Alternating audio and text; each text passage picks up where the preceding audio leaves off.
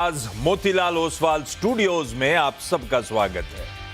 बारी आज के थर्सडे के सास बहू और सेंसेक्स की। एक जमाना था, अब तो काफी टाइम हो गया है, हर गुरुवार को हम कोलकाता जाया करते थे। ओम कैपिटल के राजेश अग्रवाल साहब जुड़ते थे, फिर बीच में ना जाने कहां गायब हो गए।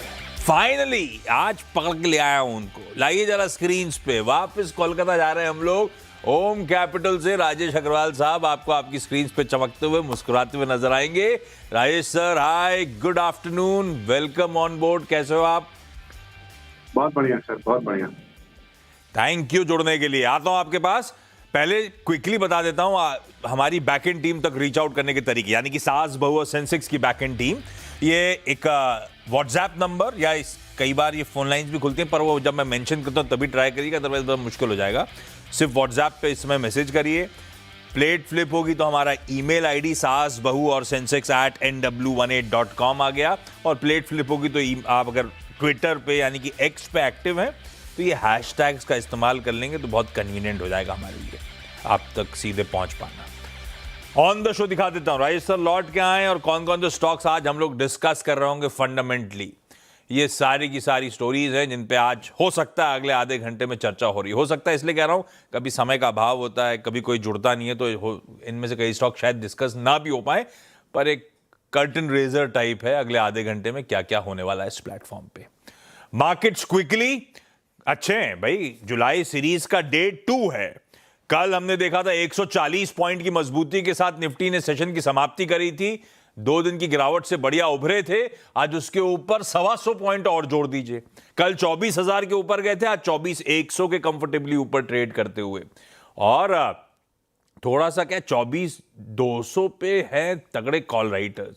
वहां जाते जाते एक बार प्रॉफिट टेकिंग आई थी, लेकिन ज्यादा कंसीड नहीं करा ग्राउंड हमने, और वापस अब दिन के हाईज की तरफ जाने की कोशिश करते हुए मार्केट्स अच्छे लग रहे हैं। और आज का मोमेंटम लेकिन जो ड्राइव कर रहा है वो बैंक्स नहीं है। बैंक्स केवल 1/4% बढ़े, तो वो अंडर परफॉर्मिंग पॉकेट हो गई बेंचमार्क के कंपैरिजन से। आज आईटी देखिए 4% वो इंडेक्स मजबूती के साथ खड़ा हुआ नजर आएगा, और जहां खुला था हर टिक के साथ मजबूती बढ़ती ही चली जा रही है। उसकी डिटेलिंग करूंगा मैं, क्यों आईटी को लेकर थोड़ी सी बुलिशनेस आ रही है, थोड़ी देर बाद प्रेजेंट करूंगा आपकी स्क्रीन पे। लेकिन एक निफ्टी कंट्रीब्यूशन प्लेट आएगी तो एक आईसीआईसीआई बैंक उधर और बाकी आईटी दिग्गज, ये है लाजली जो आज ये देखिए कंट्रीब्यूट करते हुए। खैर बढ़िया स्क्रीन रहे सर। मूड क्या आप लोग का मार्केट को? आज एक और चीज, आज क्या पिछले 2-3 दिन से एक चीज अच्छी हो रही है कि broader markets participate, breadth improve हो रही। आज भी 2:1 की ब्रेथ है एडवांसेस के फेवर में। राजेश सर, हालांकि मैं आपका लॉन्ग टर्म व्यू नजरिया तो जानता हूं, लेकिन एट 24,000 24,100 सारे समीकरण देखते हुए कितना कंफर्ट इस बाजार को लेकर इस समय आप लोग का अप्रोच क्या है मार्केट्स को लेकर? Good afternoon Ashish ji. अगर मार्केट की अप्रोच की बात की जाए तो इस वक्त जैसा कि आपने कहा, हमारा नजरिया ऑलवेज लॉन्ग टर्म का और बुलिशनेस का ही रहा है। हमें ये लगता है कि इंडिया स्टोरी एक लॉन्ग स्टोरी है। इस वक्त अगर आप देखेंगे, एकदम छोटी अवधि की भी बात करूं तो 23,750 और 24,300 का एक दायरा है शॉर्ट टर्म का, जो हमें लगता है कि इस दायरे में घूमता हुआ बाजार नजर आएगा। तो इस वक्त अभी ऊपर हमें यहाँ से 170-180 पॉइंट की बढ़त दिखती है। सबसे अच्छी बात ये हुई कि क्रूड प्री वॉर लेवल्स तक आ गए, जो कि भारत के फेवर में जाता है। जो वैल्यूएशंस के कंसर्न्स लगातार बने हुए थे, वो भी अगर आप देखें तो 24 के आसपास का जो वैल्यूएशन पी पे ट्रेड कर रहा था, लगभग 18 के आसपास आ गए। अर्निंग आउटलुक्स नॉर्मल है। थोड़ा मॉनसून को लेकर के चिंता है, कई जगह पे डेफिसिट आया है, लेकिन जिस तरीके से करेंसी और बॉन्ड में करेंसी में रिकवरी आई, बॉन्ड के यील्ड नीचे गए, एफआई के फ्लो जो पहले लगातार सेलिंग मोड में थे, अब कम से कम वो दबाव में आए। और पिछले हफ्ते की अगर क्यूमुलेटिव सेलिंग देखेंगे तो करीब करीब 2,000 करोड़ की मात्रा थी। तो मुझे लगता है ये सारी चीजें इंडिया के फेवर में आ रही हैं। और सबसे बड़ी बात जो ग्लोबली तेजी देखी जा रही थी एआई स्टॉक्स को लेकर के, कि इंडिया में चूंकि एआई नहीं है तो साउथ कोरिया, ताइवान वगैरह के मार्केट बढ़ते जा रहे थे, वहां पर वैल्यूएशन कंसर्न्स को लेकर के पैसे निकल रहे हैं। तो वो भी ऐसी उम्मीद है कि भारत में लौट के आएंगे। तो मुझे लगता है कि वैल्यूएशंस बहुत अच्छे हैं। लार्ज कैप में इस वक्त पिछले 1-2 महीने में कोई बड़ी तेजी हुई नहीं है, तो मुझे लगता है यहाँ ध्यान देना चाहिए। और मिड कैप के सेलेक्ट पॉकेट तो अच्छे हैं ही। समय रहा है शो में तो एंड में राजेश सर का एक लार्ज कैप और एक मिड कैप पिक भी ले लूंगा, पर पहले जो शो का बेसिक मोटिव है आपकी क्वेरी सॉल्व करना। कोलकाता जाना है, नोएडा जाना है, दिल्ली जाना है और विशाखापट्टनम जाना है। विशाखापट्टनम की लाइन अब तक एस्टैब्लिश ढंग से नहीं कर पाए, डायरेक्टर साहब तो लगे हुए हैं। पहले कोलकाता से दीपा मुखर्जी जुड़ती हुई। दीपा मैम, हाय, गुड आफ्टरनून। दीपा मैम, पहला सवाल कौन सा? पहला है सर क्रॉम्पटन ग्रीव्स 500 प्लस था 284 में। 500 स्टॉक है। डायरेक्टर साहब स्क्रीन पे लाइए क्वेरी, स्टॉक क्विकली मूव करिए। 307 पे खरीदा, 307 है ना? 284। 384। और दीपा मैम ये लंबी अवधि के लिए लिया था या ट्रेडिंग का मन था, फंस गया मामला? 284, ओके। करना है सर, होल्ड करना है। 284 की खरीद है तो 284 इसे एडजस्ट करिए तो बुरा नहीं, आपके तो खरीद भाव के आसपास है। पर हाँ, क्रॉम्पटन रहा डिसअपॉइंटिंग है, बहुत ठंडा पड़ा था। अब तो लो लेवल से कुछ संभला है, लेकिन राजेश सर लास्ट टाइम मैंने नोयर कंपनी में मैनेजमेंट से चर्चा भी करी थी, वो तो ऑप्टिमिस्टिक थे, पर स्ट्रीट बहुत ऑप्टिमिस्टिक स्टॉक को लेकर पता नहीं क्यों नहीं होती। क्रॉम्पटन कंज्यूमर को क्या करना चाहिए इसमें लंबी अवधि के निवेशकों को? देखिए, मेरे हिसाब से बने रहना चाहिए। पंखे में, पंप में, लाइटिंग में बहुत अच्छी प्रेजेंस है। खास करके अभी एलडीजी फैंस में तो 30% के आसपास की बढ़त देखी गई। नंबर्स बहुत अच्छे आए हैं। सोलर में ये पुश बना रहे हैं, जहाँ की 500 करोड़ के आसपास की ऑर्डर बुक है और 2000 करोड़ की बनाने की बात कर रहे हैं। फाइनेंशियल्स में भी अगर आप देखेंगे तो 11% के आसपास के रेवेन्यू जंप था, मार्जिन शानदार आए थे। प्राइस हाइक्स भी इन्होंने लिए हैं और जो वैल्यूएशन है वो भी 23-24 की लेवल्स पी पे ट्रेड करता हूँ। मुझे कहीं से भी डिस्कम्फर्ट नहीं आ रहा है। इस वक्त बने रहने की सलाह रहेगी। हमारा अनुमान है कि अगर 6 महीने तक रखा जाए तो मौजूदा स्तर से 10 से 12% की बढ़त हो सकती है। बहुत बढ़िया, बिल्कुल सही। सारे अपडेट शेयर कर दिए और रीजन बता दिया क्यों डिस्कंफर्ट नहीं है स्टॉक से। तो डिस्कंफर्ट नहीं है तो लॉजिकली होल्ड ऑन करना चाहिए, बने रहना चाहिए और शायद अगले 6 महीने में 10% तक के रिटर्न स्टॉक यहां से देता हुआ नजर आए। भाई दीपा मैम, आपकी तो 280 खरीद है, खरीद से ज्यादा दूर है नहीं, आप तो बिल्कुल ही होल्ड करके चलो इस काउंटर को, कोई दिक्कत नहीं। नोएडा से दीप्ति चौरसिया मैम जुड़ती हुई। Deepti ma'am, good afternoon. Deepti ma'am, सवाल पूछें। सर, मेरा पंजाब सिंध बैंक में है, मेरे 1000 क्वांटिटी है और 25 का रेट है। और दीप्ति मैम, लिया क्यों था Punjab and Sindh bank? Long term के लिए, ट्रेडिंग वेडिंग के लिए सोच के लिया हुआ है? नहीं सर, लॉन्ग टर्म के लिए है, कोई दिक्कत नहीं है मुझे। नहीं, अच्छा, जब लॉन्ग टर्म के लिए लिया है तो और भी बैंक्स हैं, सरकारी बैंक्स हैं, या यही एक बैंक रखा है आपने, पंजाब एंड सिंध बैंक? नहीं सर, मेरे पास में एचडीएफसी बैंक है, आईसीआईसी बैंक है। मैंने सब पे एक पर्टिकुलर रेंज में रखा हुआ है, सब परसेंटेज वाइज में डिवाइड करती हूँ अपना। वो दो हैं और एक ये है पंजाब एंड सिंध बैंक, सरकारी में ये है। एसबीआई भी है सर। एसबीआई भी है, सब है उसमें, एक पंजाब एंड सिंध बैंक भी है। राजेश सर, लंबी अवधि के लिए मेरी खरीद भाव पे खड़ा हुआ है, क्या मैंने सही स्टॉक चुना है, रखना चाहिए? देखिए, बैंकिंग एज ए सेक्टर अगर आप देखेंगे तो बहुत अंडर परफॉर्म किया है पिछले दिनों। बैंक निफ्टी चला ही नहीं और मुझे लगता है कि अब समय आ गया है कि बैंकिंग स्टॉक्स में बढ़त देखी गई जाएगी। यील्ड क्योंकि ठंडे हो रहे हैं तो इनके M2M बढ़ेंगे, तो वहां पे यील्ड के कारण से, बॉन्ड यील्ड के कारण से नंबर्स बेहतर होते हुए नजर आएंगे। दूसरे जो सरकारी बैंक है उनके बैलेंस शीट्स वगैरह क्लीन हो गई है। खास पीएसबी की बात करेंगे तो Q1Q नंबर्स बहुत बढ़िया है। नेट एनपीए जो है 1% से भी कम है। दिक्कत यह है कि 94% के आसपास प्रोमोटर होल्डिंग है, तो कोई भी समय ओएफएस आ सकता है। अदरवाइज वैल्यूएशन के हिसाब से 13 की पी पे मुझे लगता है स्टॉक में बने रहना चाहिए। और किसी भी कारण से ये स्टॉक 20-22 रुपया तक आ जाता है बाजार के कारणों से, तो वहां अगर कोई चाहे तो ऐड भी कर सकता है। इनके लिए यही कहना चाहूंगा कि इनका एक्सपोजर सारे ही बैंकों में, मुझे नहीं पता इनका टोटल पोर्टफोलियो क्या है, अगर सिर्फ बैंक में है तो थोड़ा कंसंट्रेशन रिस्क हो जाएगा, उस पर थोड़ा ध्यान रखें। सिर्फ बैंक में है क्या मैम, या बैंक सिर्फ बताया आपने, बाकी और भी बहुत कुछ है? नहीं सर, मेरे पास में सारे सेक्टर्स के लिए सारे उन्हें सेक्टर, अलग ठीक है, बस ठीक, वही राय सर वही जानना चाहते थे। ठीक है, Punjab and Sindh bank hold करें। और जिनको फ्रेश एंट्री करनी है, गिरावट में 22 रुपए के करीब, 25 पे चल रहा है, 22 के आसपास आए तो शायद लंबी अवधि के निवेशक एंट्री करने की कोशिश भी कर सकते हैं। दीप्ति मैम, अपन तो होल्ड करेंगे। दिल्ली से मोनिका जी जुड़ती हुई। मोनिका मैम, गुड आफ्टरनून, सवाल पूछे ma'am. Good afternoon sir. Hi ma'am. Sir sir मेरे पास हिंदुस्तान यूनिलीवर के 10 शेयर हैं। हाँ, सर मैंने 2645 पे लिया था, 1 साल हो गया होल्ड किए को। सर अभी का प्राइस इसका 2191 चल रहा है, तो सर होल्ड करना चाहिए या एग्जिट? अरे मोनिका मैम, जब लिया था क्यों लिया था? लंबी अवधि का सोचा था या इशूएल उस समय चल रहा था, साल के हाईज पे आ गया था, आपने सोचा घुसूंगी और कमा के दे देगा? ट्रेडिंग सर करी मैंने तो थी? लॉन्ग टर्म लॉन्ग टर्म के लिए लिया हुआ है, ठीक है। राइट सर, एफएमसीजी चलिए आजकल ठीक है, लेकिन ये स्टोरी थोड़ी सी कंफ्यूजिंग हो गई है, क्योंकि ये सारे के सारे दिग्गजों की वॉल्यूम ग्रोथ ठंडी पड़ रही है। शायद उसके पीछे सिर्फ ये रीजन नहीं है कि हम और आप खर्च कम कर रहे हैं, शायद ये रीजन है कि बहुत सारे छोटी बड़ी कंपनी से कॉम्पिटिटिव इंटेंसिटी बहुत बढ़ रही है, सबको उसी पाए में अब शेयर चाहिए। तो अगर कंजम्पशन थीम को प्ले करना था तो एक जमाने सब एफएमसीजी का गाना गाते थे, आज भी वो रेलेवेंट है या आप थोड़ी सी थीम बदल गई है? कंजम्पशन प्ले करना है तो कोई और बेहतर विकल्प आपके पास हैं, ये जरूरी नहीं एफएमसीजी जैसी क्लटर्ड स्पेस में उतरे। क्या करे कोई लॉन्ग टर्म इन्वेस्टर एचयूएल जैसे स्टॉक में? देखिए, FMCG as a theme always रहेगी, क्योंकि कंजम्पशन कम बेसी हो सकता है। कई बार प्रीमियम की जगह आप महंगाई बढ़ जाए तो लोग प्रीमियम प्रोडक्ट्स नहीं खरीद के कम दाम वाले प्रोडक्ट्स खरीदते हैं, बट खरीदते जरूर है क्योंकि कंजम्पशन खत्म नहीं होने वाला। ये आपने भी सही कहा कि कई छोटी मोटी कंपनियां ऑनलाइन आ गई है, जिसके कारण से इनको थोड़ा कंपटीशन होने लगा है।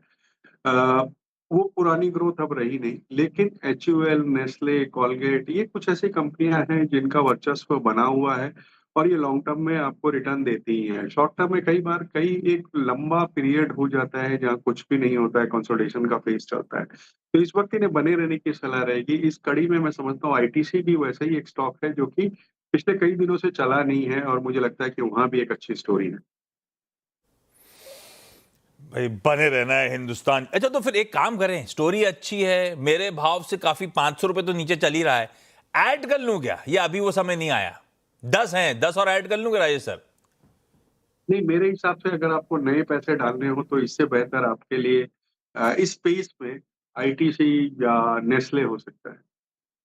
एवरग्रीन चला नहीं है बहुत टाइम से, राजेश सर आ गए, अब शायद चलने लगे स्क्रीन पे। अच्छा, दीपा मैम अगला सवाल कौन सा? सर भेल बाय किया था 200 क्वांटिटी 254 में। 254 में 200 क्वांटिटी। अरे वाह दीपा मैम, पूछूं क्या, मुनाफा बांधना है या बने रहना है, ऐसा पूछूं क्या? हाँ वही वही सर। राजेश सर क्या करना है? 250 रुपए में खरीदा हुआ है दीपा मैम ने। देखिए, शानदार कंपनी है, ऑर्डर बुक बहुत अच्छी है, पावर की स्टोरी अच्छी चल रही है, इंफ्रास्ट्रक्चर स्टोरी अच्छी चल रही है और सबसे अच्छी बात है कंपनी ऑर्डर बुक बहुत अच्छी है। लेकिन वैल्यूएशन कहीं पर थोड़े स्ट्रेस नजर आ रहे हैं। ये अच्छे खासे मुनाफे पे बैठी है। मैं यही कहूंगा पार्शियल प्रॉफिट बुक कर लें, 200 है, 100 बेच लें और बाकी 100 में बनी रहे। और अगर मार्केट करेक्ट करके वापस 350 तक आता है तो जो बेचा हुआ 100 है वापस से ले सकती है। ये आइडिया ठीक है बीएचईएल को लेकर। दीप्ति मैम अगला सवाल। सर एनबीसीसी है मेरे पास में, 2500 शेयर है। हाँ। 84 के रेट पे लिया है मैंने 16 मार्च के आसपास, अभी 2026 में। मार्च में लिया था, 20 रुपए कमाई हो रही है, बढ़िया है, तो अच्छे रिटर्न्स हैं। दीप्ति मैम क्या पूछना है, ये सही स्टॉक है और बैठे रहना है स्टॉक में या नहीं, ऐसा? नहीं सर, ये अभी 110 तक गया था, मेरा टारगेट 120 तक का है, तो मैं होल्ड करूं या निकल जाऊं इससे, क्योंकि ये भी गिरना स्टार्ट हुआ। राजेश सर आएगा क्या 120? कभी ना कभी तो आएगा, अभी लॉजिकली आएगा कि तो बांध रुकूं, नहीं तो निकलूं, क्या करूं? देखिए, सबसे पहले तो मैं बता दूं, शानदार कंपनी है। हाँ। पीएसयू नवरत्ना कंपनी है जो कि प्रोजेक्ट मैनेजमेंट में, ईपीसी वगैरह में है। 90% के आसपास का रेवेन्यू पीएमसी से आता है। कैपिटल रेशियो सब शानदार है, डबल डिजिट में है, आरओई, आरओसी। ऑर्डर बुक करीब करीब 1,27,000 करोड़ की है। इस वक्त चूंकि इनका छोटे अवधि का नजरिया है, मैं कहूंगा 98 का स्टॉप लॉस रखें और कैरी करें। अदरवाइज लंबी अवधि में 120-125 तक आता नजर आ रहा है, बट शॉर्ट टर्म में चूंकि इनका शॉर्ट टर्म का नजरिया है, मैं यही कहूंगा 98 का स्टॉप लॉस रखें। 98 के स्टॉप के साथ। मोनिका मैम हमारी अगली क्वेरी मैम। सर मेरे पास वेदांता के सर 220 शेयर है सर, 321 रुपए के हिसाब से। तो ये वेदांता कौन सा है? अभी हाल की खरीद है कि ये पुरानी खरीद पड़ी, ये समझाओ पहले आप। सर 2 मंथ पहले। 2 महीने पहले का वेदांता, और उसकी वो डीमर्जर हो चुका था, अलग होके आया था, तो आपने उस टाइम पे खरीदा था, है ना? जैसा सर डीमर्ज नहीं हुई थी सर, 13 डीमर्ज नहीं हुई थी, 13% का डीमर्ज मेरे तो हो को गई होगी तब तो, अदरवाइज 2 महीने पहले तो फिर 500-600-700 पे चल रहा था। तो ये अलग होने के बाद नहीं मैं सर, मान रहा हूँ मेरे आपने खरीदारी करी है ना? सर 321 रुपए पे है मेरे पास। अच्छा एक बात बताओ, बाकी वेदांता के स्टॉक्स भी साथ में मिले हुए नहीं मिले हुए ना? यही नहीं वेदांता सर। है ना आपके पास? Yes sir. हाँ, तो एडजस्टमेंट्स के बाद राजेश सर, वो पहले तो चला बहुत था, अब वो 325 वाला धीरे धीरे करके ठंडा पड़ता ही चले जा रहा है वेदांता लिमिटेड। ये करना क्या है जिन्होंने अभी हाल फिलहाल खरीदा हुआ है? 50 रुपए का तो इतनी जल्दी नुकसान हो गया मुझे। देखिए, लॉन्ग टर्म स्टोरी इंटैक्ट है। कंपनी ने जो डीमर्जर वगैरह किया है, बड़ा कॉर्पोरेट रिस्ट्रक्चरिंग हुआ है, तो डेट भी थोड़ा सा हट गया है। कंपनी की स्टोरी अच्छी है। मैं समझता हूँ कि इन लेवल्स पे बने रहना चाहिए। कोई कारण से 250 तक आता है तो नया भी ऐड कर सकते हैं। और वो जो डीमर्ज्ड 4 कंपनियां नहीं आई हैं, उसमें मुझे लगता है कि वेदांता पावर या वेदांता ऑयल एंड गैस पे नजर रखनी चाहिए। उसमें डीमर्ज में कौन सी है? वेदांता, पावर और कौन सी? Oil and gas. हाँ, वो चली जा रही है, वो तो रुक ही नहीं रही है। एक वो वेदांता स्टील भी रुक नहीं रही है, लेकिन अपने रडार पे पावर और ऑयल एंड गैस, इनको रडार पे रख लीजिए। खैर, ये हो गया Vedanta related query. Deepti ma'am, अगला सवाल। पास में 500 शेयर है। कौन सा मैम? RVNL, okay. रेलवे विद्युत निगम। हाँ, 500 शेयर हैं। 2023 का लिया हुआ है सर मेरा, 147 के रेट से।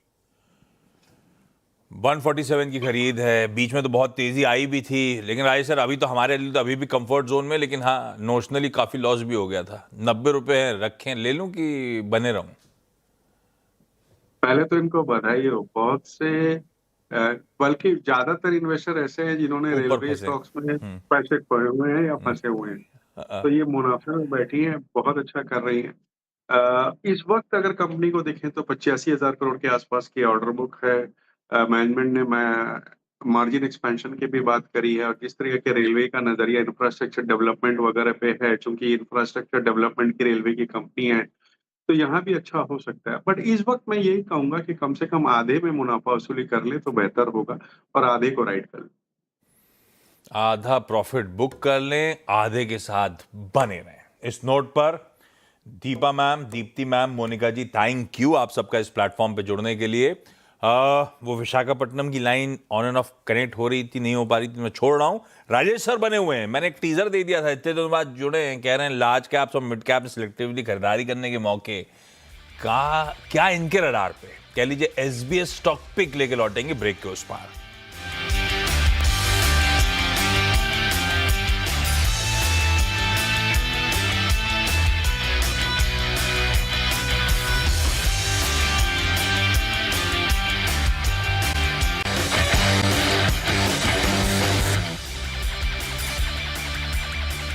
चलिए भाई, एसबीएस स्टॉक पिक का स्टिंग प्ले आउट करिए बिना समय वेस्ट करे। राजेश सर, इक्का दुक्का बढ़िया वाले आइडियाज, हुआ तो एक लार्ज एक मिड कैप यूनिवर्स से तो और भी बढ़िया। देखिए, मिड कैप में अगर बात की जाए तो मैं सोचता हूँ जीनस पावर के साथ जाना चाहिए। स्मार्ट इलेक्ट्रिसिटी मीटर की एक बड़ी कंपनी है, जो कि अब न केवल पावर के लिए बल्कि वाटर और गैस मीटरिंग में भी है। 25,000 करोड़ के आसपास की ऑर्डर बुक इस वक्त है।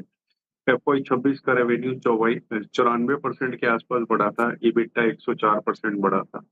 नियर टर्म में कुछ नए स्मार्ट मीटर्स के टेंडर पाइपलाइन में है, 80 to 90 मिलियन के, जो और भी ऐड हो जाएंगे।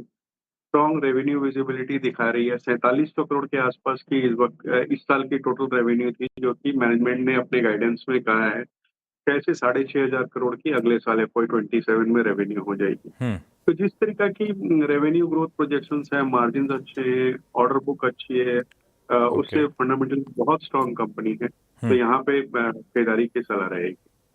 चलिए, रखिए स्टॉक रडार पे। Rajesh sir, thank you so much जुड़ने के लिए। लाइए एक बार निफ्टी दिखा देता हूं आप लोगों को आपकी स्क्रीन पे आधे % के उछाल के साथ 24,126 में कहा था, जहां एग्जैक्टली यही लेवल्स पे हमने शो की शुरुआत करी थी तब मार्क कर रहा था, उसी के इर्द गिर्द पिछले कुछ मिनटों से मार्केट घूमते हुए नजर आएंगे, पर कोई कंप्लेंट नहीं, बढ़िया मूव है। इस नोट पर आज के शो सास बहू और सेंसेक्स में इतना ही। इनफैक्ट ये वीक